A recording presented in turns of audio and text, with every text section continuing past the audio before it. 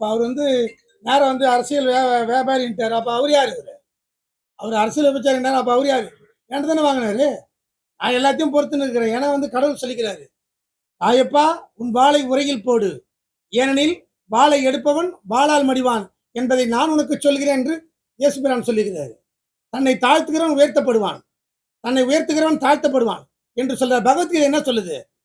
மான அவமானங்கள், ஏமாற்றங்கள், தோல்விகள், நிலைகுலைந்து போகச் செய்யும் கால சூழ்நிலைகள், அன்பின் இழப்புகள், நண்பர்கள் உறவினர்களின் சூதுக்கள், இவையெல்லாம் மானிட வாழ்க்கையில் அன்றாட நிகழ்வுகள். இது போன்ற போராட்டங்களை எல்லாம் மன உறுதியுடனும் துணிச்சலுடனும் எதிர்கொள்கின்ற மானிடன் எவனோ அவனே மிகச்சிறந்த பராக்கிரமம் பொருந்திய வெற்றியாளனாக பரிணாமிக்கின்றான் என்பதற்காக எல்லாத்தையும் பொறுத்துன்னு போறேன். எவ்வளவு வேணாலும் தூட்டுங்க, தூற்றுவார் தூற்றலும் போற்றுவார் போற்றலும் போகட்டும் நாரதனா இருக்கின்ற மாதிரி மக்கள் தொட்டுறோம். நாங்க மக்கள் நல்லது செய்ய தான் வந்திருக்கிறோம். நான் ஒருத்தரை கொண்டு வந்திருக்கிறேன், எங்களுடைய பாஸ். அவர் வந்து பாண்டிச்சேரி நல்லது செய்ய போறாரு. நீங்க ஒரு வருஷத்துக்கு 30 கோடி ரூபாய் ஒவ்வொரு எம்எல்ஏக்கு, ஒரு தொகுதிக்கு ஒரு எம்எல்ஏக்கு 1 கோடி ரூபாய் செய்யறாங்க. எங்க பாஸ் கூட்டு வரும், மொத்தமே 30 கோடி அவரே கொடுத்துட்டு போவாரு. எல்லா தொகுதியும் செஞ்சுட்டு போட்டோமே, நல்ல நாடு நடக்கல, நல்ல விஷயம் தானே. நீங்க இது வரைக்கும் என்ன பண்ணீங்க? எல்லாம் கொள்ளாட்சி உங்க வீட்டு தானே ரொப்பினீங்க. எங்கால் எல்லாம் உங்க கள்ளப்படி தானே ரொப்பினீங்க. எங்கால் சம்பாரிச்சு வச்சதை கொண்டாந்து பாண்டிச்சேரி மக்களுக்கு கொடுக்குறேன்றாரு. அதை அப்படி எடுத்துக்கொண்டிருந்து நல்லது செய்யறது யாருடைய தீர்ப்பு? மக்கள் என்ன தீர்ப்பு கொடுத்தாலும் பார்க்கட்டும். நாங்க நல்லது செய்யறதுக்காக தான் நான் கூட்டு வந்துருக்கிறேன். அதனால நீங்க எவ்வளவு வேணாலும் போயிடுங்க, யார் வேணாலும் தூண்டி விட்டு என்ன வேணாலும் போஸ்ட் விட்டுங்க, எதுக்குமே கவலைப்படலை. நான் வந்து கிறிஸ்தவன். நான் வந்து என்னுடைய பைபிளை ஃபாலோ பண்றேன், பகவத்கீதையை ஃபாலோ பண்றேன். எல்லாத்துக்கும் நான் பொறுமை காத்து தான் இருப்பேன்.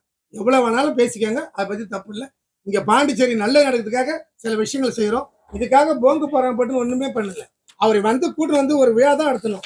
நீங்க வந்து நில்லுன்னா எங்களுக்கு சந்தோஷமா இருக்கும், என் தொகுதி வளர்ச்சி அடையணும், அவ்வளவுதான். அவரு என்ன சொன்னார், இப்ப எதுவும் பேசுறதுக்கு இல்லை, பொறுமையா சொல்றேன் தான். அதுக்குள்ள இவங்க எல்லாம் உள்ள பார்த்துட்டு வேலை பார்த்தாங்க. ஏன்னா அது கட்சி ரீதியான ஒரு மீட்டிங்கே கிடையாது. நாங்க கட்சி ரீதினா எங்க தலைவர் போஸ்ட் இல்லாம நாங்க வைக்கவே மாட்டோம். எங்களுடைய ஆதரவாளர் நாங்க யார் வந்தோமோ அவங்களுடைய போஸ்ட் வந்து வச்சாங்க. அதுக்கு நாங்க என்ன பண்ண முடியும்? எங்களுடைய நாங்க வந்து கூட்டம் வந்து அவரை மட்டும் வச்சு முன்னிறுத்தி பண்ணணும். இது கட்சியோட ஃபங்க்ஷன் இல்லை, இது அறக்கட்டளை ஃபங்க்ஷன். அதுதான் விஷயம். இது எதுவுமே புரிஞ்சிக்காம பிரஸ் மீடியா வந்து ஏதாவது ஒண்ணு கிடக்குன்னு சொல்லி அதை இப்படி பெருசாக்கிட்டாங்கன்னு தான் விஷயம். அப்பயே என்ஆர் ஐயா என்கிட்ட சொன்னாரு, பக்கத்துல உட்காந்து சொன்னாரு, ஜான்குமார் நாராயணசாமிக்கா நீ தொகுதி விட்டு தர, அவர் ஒரு ஆள் கூட ஒரு நல்ல கூட செஞ்சிடல, உனக்கு மட்டும் நல்லா செய்யப்படுறாரு, தயவுசெய்து விட்டு கொடுக்காருன்னாரு. நான் அதை யார் பேச்சும் கேட்கல, அவருக்கு விட்டு கொடுத்து அவர் முதலமைச்சர் ஆக்கணும் அப்படின்னு அதை நினைச்சேன்.